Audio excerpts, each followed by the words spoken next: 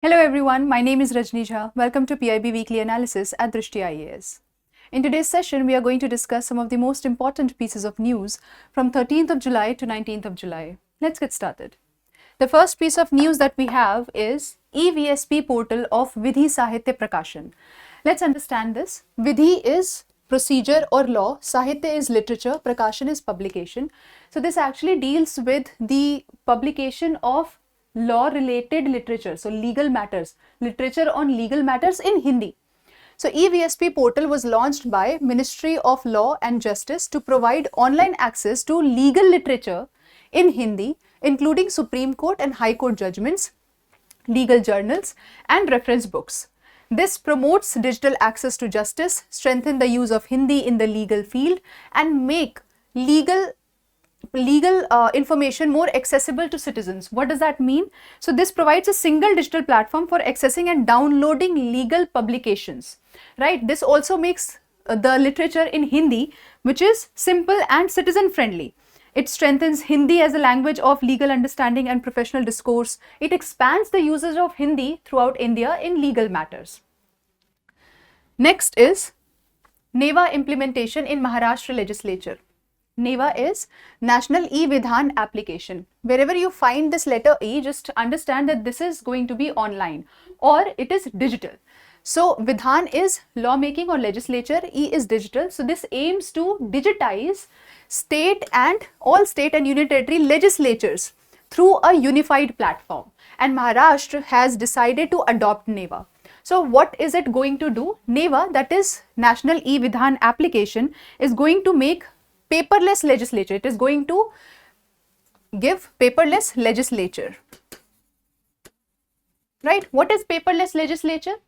Now, paperless legislature means the MLAs or legislators will no longer need printed copies of bills or reports or agendas or questions. They can access all these information, all these documents online itself. It will also make this legislature process transparent. How? Because every information regarding this legislature can be easily tracked online.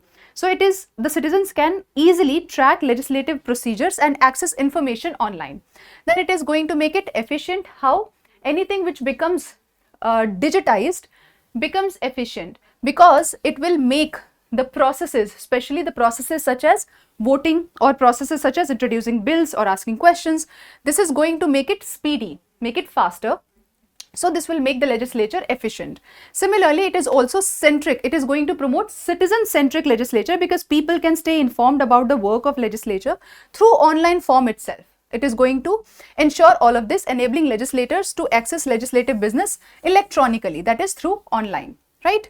Next is EPFO launches VISHWAS 2026.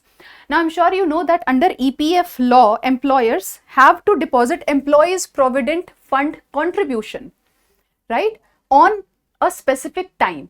If they don't do it, in that case, there will be damages and penalties. And there are so many cases already of this defaulting and damages and penalties in courts.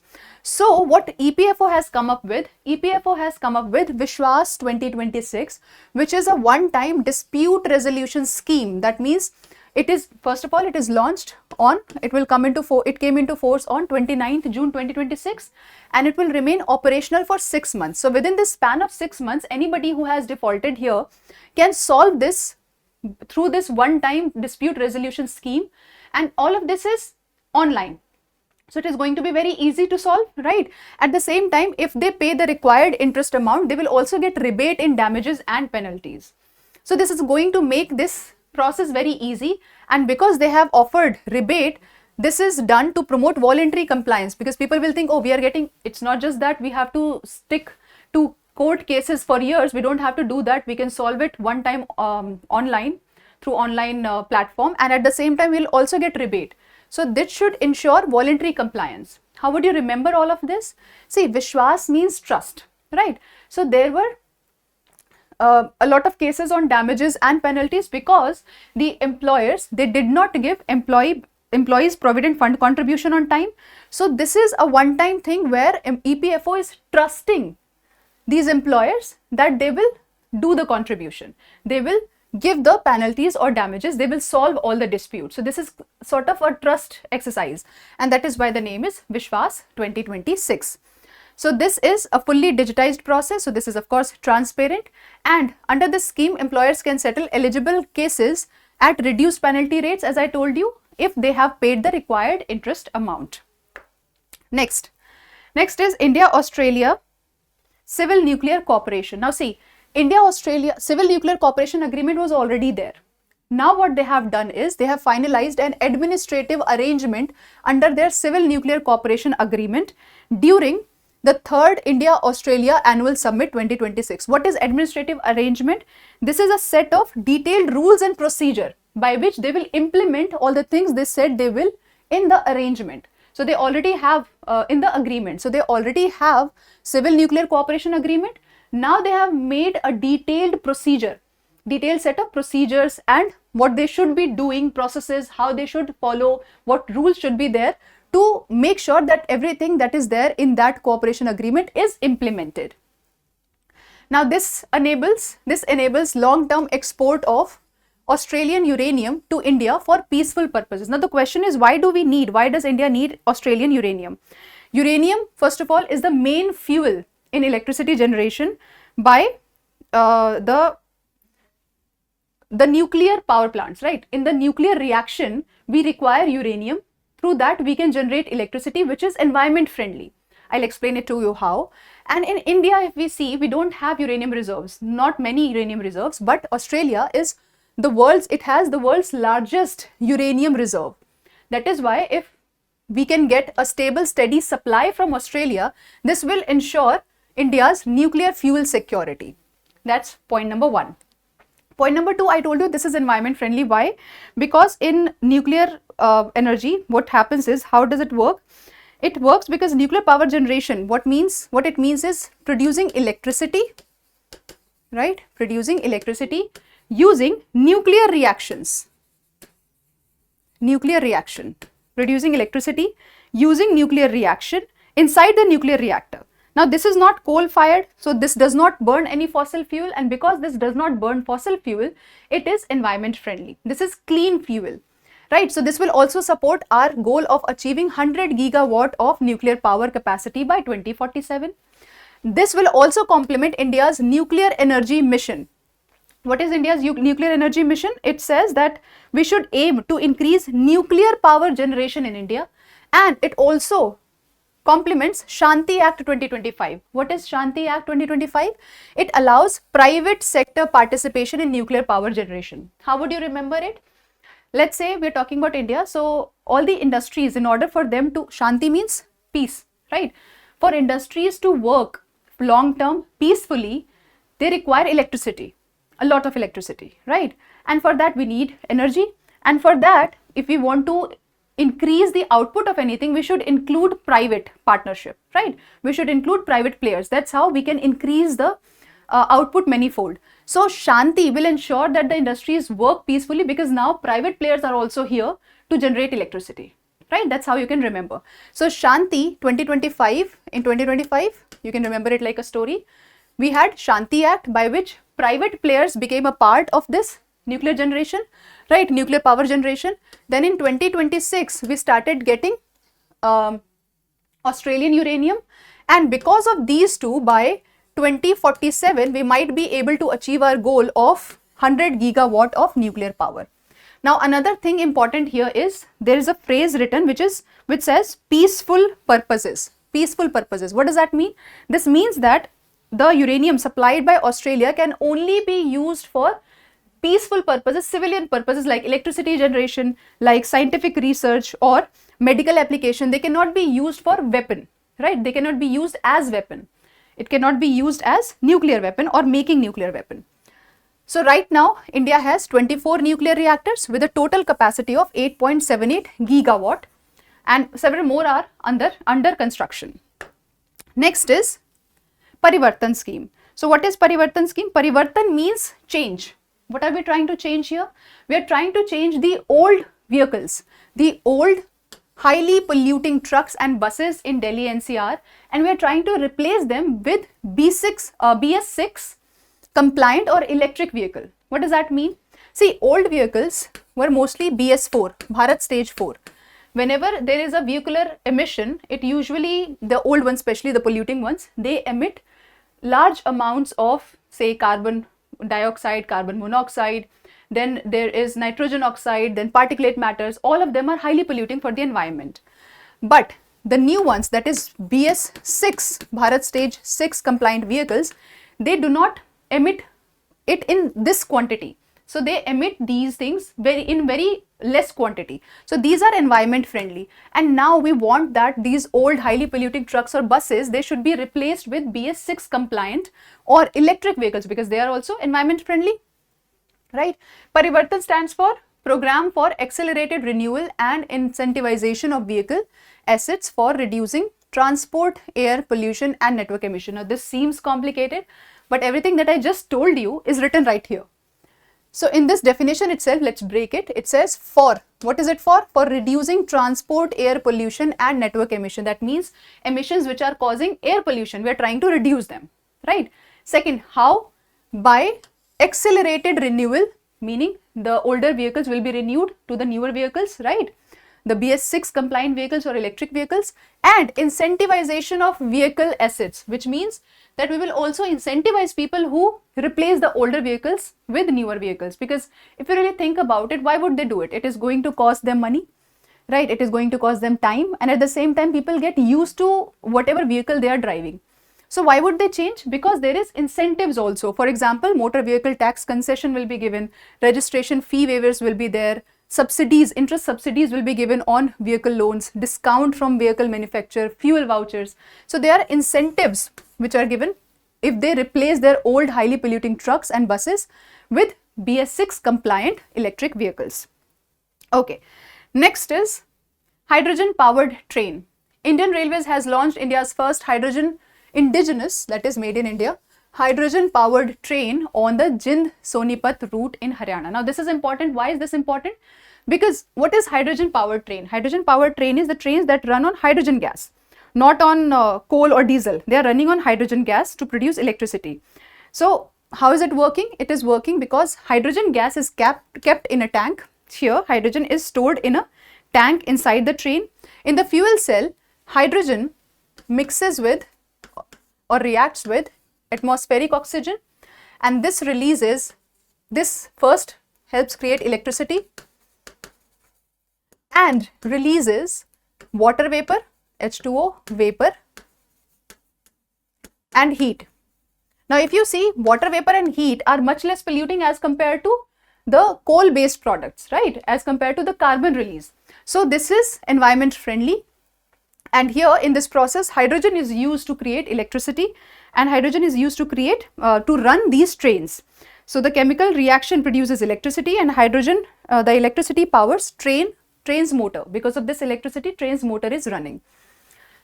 So here the train consists of 10 coaches. They have just given details about it. 10 coaches can carry 2600 passengers and is powered by 1200 kilowatt hydrogen fuel cell system. In this fuel cell system, electricity is generated through a chemical reaction between hydrogen and oxygen, and it only produces water vapor and heat, as I told you, as byproducts. And this, to support this project, Indian Railways has established the country's largest hydrogen storage and refueling facility at Jind. I have just told you all of these, right? So when you get the PDF also, you will be able to understand everything that is written here. Now this initiative aligns with a mission, National Green Hydrogen Mission. We have talked about this in our previous sessions. This also promotes Atmanirbhar Bharat because this is indigenous, right? It is made in India, and at the same time, because this is environment friendly, this is also going to advance India's goal of achieving net zero emission, as we have just studied in the previous slide. Next is exercise Pitch Black 2026. Now how would you remember it? See, pitch black is when there is complete darkness, right? So first, it is related to night. You can remember it like that. And second, if you want to be ready for a fight, let's say you want to be ready for any physical combat with anyone, you should be able to fight that person even with your eyes closed. That's what we say, right? When your eyes are closed, it's pitch black, it's darkness, complete darkness. So this is related to fight or combat. That's how you will remember. So exercise Pitch Black 2026 is a multinational air combat exercise being held at Darwin, Australia from 20th July to 7th August 2026. This exercise focuses on complex multinational air operations, particularly night flying. Now, Indian Air Force is participating with Rafale fighter aircraft. I'm sure you have read about it. This is advanced combat aircraft, which is specially for air-to-air combat and precision strike. This is for air-to-air combat and highly precise precision strike. This is supported by C-17 Globemaster III transport aircraft. So this C-17 Globemaster III is the transport aircraft, heavy transport aircraft that carries soldiers, equipment, weapons and other supplies over very long distance. Then there is IL-78 aerial refueling aircraft. As the name suggests, aerial is air. Refueling is it is going to refuel the aircraft in air itself. So what it does is, you can remember it like flying petrol pump. It refuels fighter jets in mid-air, allowing them to stay in sky for a long time and for them to go farther because it can stay in sky for a long time. Okay. Next is NIDAR 2.0. Okay, MITI and the Drone Federation India have launched NIDAR 2.0 under SWAYAN initiative to promote indigenous drone technology. What does that say? SWA means self, YAN means vehicle. SWA means self, YAN means vehicle. So if you have your vehicle, self vehicle, right? If you have your vehicle, you are fearless. That's how we will remember it. NIDAR means fearless. And which vehicle I'm talking about? I'm specially talking about drone. So if you have your vehicle, you're going to be fearless. So SWAYAN, under SWAYAN is NIDAR 2.0 and it is about drone. So this is to promote indigenous drone technology. In this competition, the students were challenged to develop autonomous drones. What are autonomous drones? Autonomous drones are those which do not need anyone else to operate them. They can operate on their own without any man pilot, right? And they were also asked to use or encouraged or challenged to use Vega processor. What is Vega processor? It is an Indian made chip developed by CDAC. Vega processor, you can remember it like the brain of the drone. It processes information and helps the drone make decisions. And up until now, we have been using processors from outside. So we are importing processors. We are importing these chips. But now we want to be self-reliant, and which is why they have been encouraged and challenged to use Vega processor, which is an Indian made chip developed by CDAC. Next, magnetic trees and solar research. Scientists have discovered that plasma flows from the sun's equator to its poles extend into sun's atmosphere, upper atmosphere. Okay, see here there are several different ideas which I will explain first, then I'll connect them all, so don't worry. So sun is not a solid object, we know that, right? It is, you can look at this diagram, it is not a solid object, it is made up of extremely hot gases and charged particles. These charged particles are called plasma. Extremely hot gases and charged particles, right? So plasma, charged particles. Now what happens from the middle, which is from the equator, these charged particles move towards poles. So North Pole and South Pole. So from the equator, they keep moving towards North Pole and South Pole. And in this direction, in this movement, they also affect sun's magnetic field. In this movement, it also carries the sun's magnetic field along with it. And this helps control sun's 11-year solar cycle. Now what is 11-year solar cycle? Let us understand that. 11-year solar cycle. What is that? So there's cycles where the sun's magnetic field keep on increasing and decreasing. There are cycles when sun's magnetic field, I just told you here that these plasma keep on influencing sun's magnetic field also. They are carrying magnetic field, and sun's magnetic field keep on increasing and decreasing in the 11-year solar cycle. So there are times when the magnetic field have increased quite a lot. There are times when magnetic fields have decreased quite a lot, and depending on whether they have increased or decreased, there are solar winds, solar storms to be precise, solar storms and sunspots,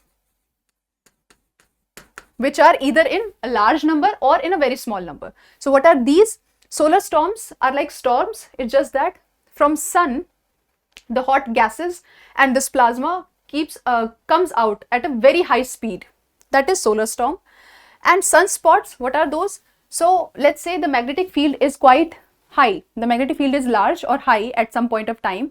So what that is going to do is, it is not going to let the heat come on the surface, right? So let's say this is sun. Now magnetic field is very strong, so it is going to pull it towards itself, and it is not going to let the heat come on the surface at some spots. Because of that, there are certain spots where the heat is less, but the surrounding heat is very high. So in these spots, the heat is less, so these are relatively these are relatively cooler and are less bright as compared to the other areas where there is a lot of heat. So these areas are relatively cooler and are less bright, so they look like dark spots. So these are sunspots. These are called sunspots. So these both are dependent on the magnetic field. Now, what this hypothesis says, there is a magnetic tree hypothesis. What this hypothesis says is, like a tree where all the branches are connected with the trunk of the tree and the roots of the tree, just like that, here also the deeper layers of the sun is connected to the surface layer through these magnetic structures. Now see what I told you few different ideas. Now let me connect them. So scientists discovered that this plasma flows from sun's equator to poles. Because of this, magnetic field gets affected. Because of that, also there will be some time when magnetic field will be high, sometime when magnetic field will be decreased or less. Because of that, sometimes there will be point when sunspots and solar storms will be high in number, and those are called solar maximus, and there will be some times when these will be less in number, they are called solar minimus. Now, according to magnetic tree hypothesis, these magnetic fields, because of these magnetic fields, the deeper layer of the sun is connected to the upper surface of the sun, right? And any change in the deeper layer is also going to cause change in the upper surfaces. Now, what will it help us? It will help us to understand the 11-year solar cycle. It will help us to understand at what time sunspots are high or solar storms are high, what time they are less. If there are a lot of solar storms coming out, that is also going to influence the temperature or weather in space, right? That is also going to affect the space weather. This will affect satellites or communication system and power grids on Earth. That is why this study especially is important for us, right? Next is Vikram 1 launch. Again, an important point because it is India's first privately developed orbital launch vehicle from Sriharikota. Skyroot Aerospace successfully launched Vikram 1, which is India's first privately developed orbital launch vehicle from Sriharikota. See, up until 2020, what was happening in space sector, there were not private players or you can say private players, right? They were only public players or government institutions. But in 2020 space sector reforms, private players were also given permission. They were allowed to enter now. So it happened in 2020, and now in 2026 itself, we have India's first privately developed orbital launch vehicle, which tells us that this is a success for us. These reforms, they were a success for us, right? This is supported by ISRO in space and the Department of Space. Now, this is the first Indian private rocket, as I told you, to place payloads in lower Earth orbit. What are lower Earth orbit? What is lower Earth orbit? It is up till a distance of 2000 km above the Earth. That is lower Earth orbit. Now, this rocket can carry up to 350 kg into the orbit, and we have around 400 space startups, more than 400 space startups as of now. Next is White Rabbit technology based Indian Standard Time Network. Before I explain this, let me tell you a little bit about it. So see, there are many modern systems that need to know the exact time, that need to have the exact time down to microseconds and nanoseconds. What are those systems? For example, if we talk about stock market, so throughout India, the time should be exactly same, otherwise this will cause havoc, right? Similarly, banking system or telecommunication or defense or power grids or digital payments, all of these, we require that the time is exactly synchronized throughout India. And for that, we have White Rabbit technology now. So White Rabbit technology based Indian Standard Time Distribution Network has been launched by government in Bengaluru under the vision One Nation, One Time. The entire nation is going to have one time down to microseconds or nanoseconds, right? Because that is very important for all these and important sectors and their security. How can we remember it? Now you know rabbit, they keep jumping from one point to another very fast. So because they're jumping from one point to another very fast, every point is going to have same time. That's how you can remember it. This project is implemented by Legal Metrology Division in collaboration with NPL, ISRO, BSNL and SEBI, and this follows global UTC. You will tell me what is UTC. You will tell me in the comment section what exactly is UTC standards. This follows UTC standards, but you will tell me what is UTC. Next is Semicon 2.0. As the name suggests, Semicon is semiconductor. Okay, so we already had 1.0 and there was progress under 1.0, like 12 manufacturing units were approved within investments worth over rupees 1.64 lakh crore. At the same time, commercial production also started at 3 places, right? Now we have Semicon 2.0. But the question is, why do we need semiconductor ecosystem? We need semiconductor ecosystem because all the modern industries, they all require semiconductor, or you must know it by this name, chips. It is used in smartphones, laptops, television, all the modern technology for that matter. Artificial intelligence also uses this, then cars, drones, defense system, satellite, communication system. Chips or semiconductors are used in everything, right? Every modern technology. And right now we are heavily dependent on imports. And for anything, if we are dependent on imports and if there is a global problem, then we are going to suffer. Our security will be threatened, right? So for that, we are trying to be self-sufficient in this field, which is why we have Semicon 2.0, which is for strengthening India's semiconductor ecosystem.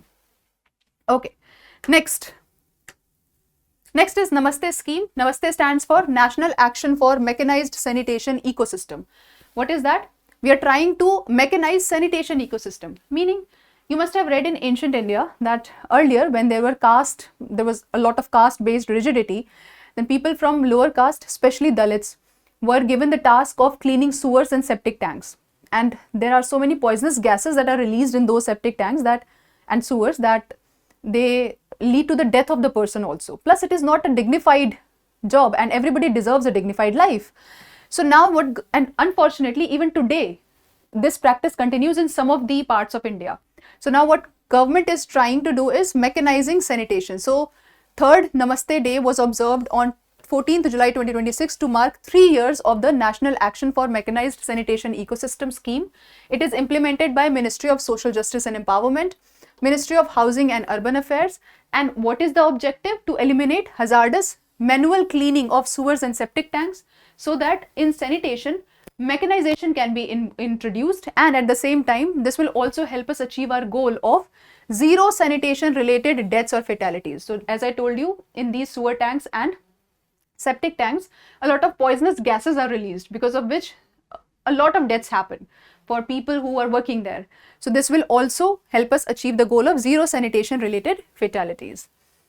Plus, for a dignified life also, we should not be engaging people in such work. Next, fossil study on Kewra plant. Scientists from Birbal Sahni Institute of Paleosciences, Lucknow, discovered fossil leaves of Kewra plant in Assam. So what exactly is this? You can see is the fossil of Kewra plant, and this is the present day plant leaf that is found.